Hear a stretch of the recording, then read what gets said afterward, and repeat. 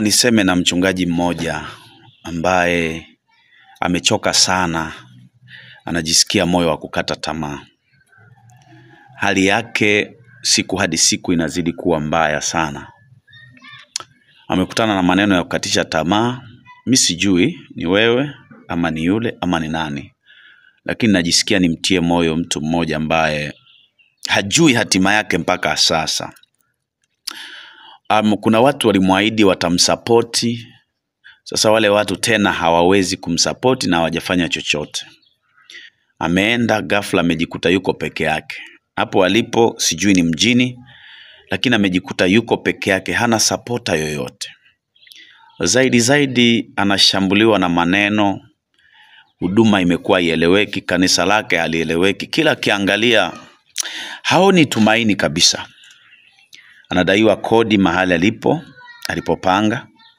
Washirika aliowapata hawamsapoti.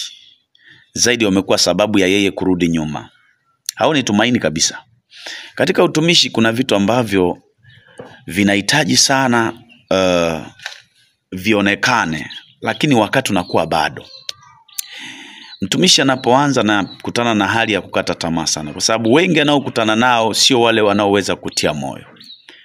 Mchungaji anapoanza kwenye huduma anakataliwa sana.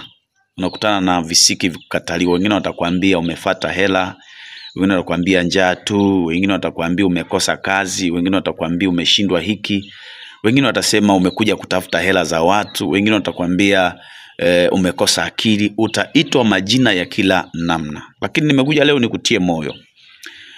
Inawezekana unapitia mahali fulani pagumu sana. Hata wale watumishi wenzako, watumishi ambao tamani waweze kukusapoti hawakusapoti. Umekwenda kwenye makanisa yaliyofanikiwa hayajakusapoti.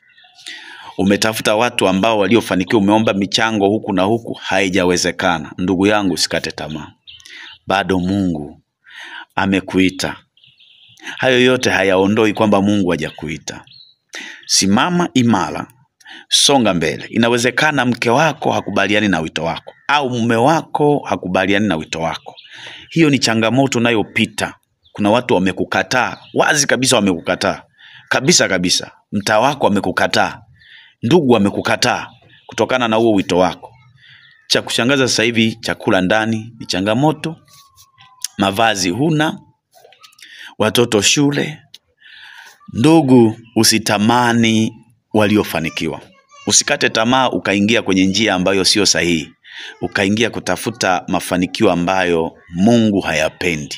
Wachungaji wengi baada ya kufika mahali wamekata tamaa, wakawaza kwamba hawawezi tena kuendesha lenji, hawawezi tena kuendesha magari mazuri, hawawezi tena kutumia nyumba nzuri.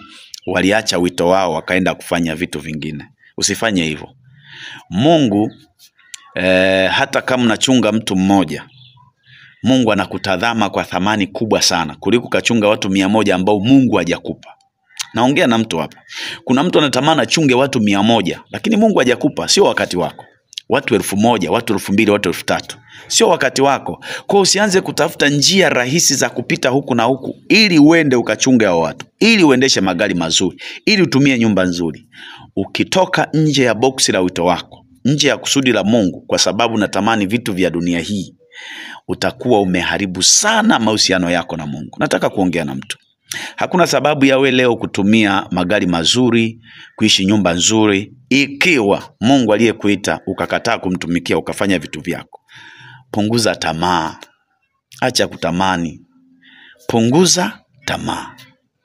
Mungu akubariki sana. Ninakuombea Mungu akutie nguvu. Kanisa lako la mabati usiogope. Kanisa lako la nyasi usiogope. Kanisa lako la udongo usiogope.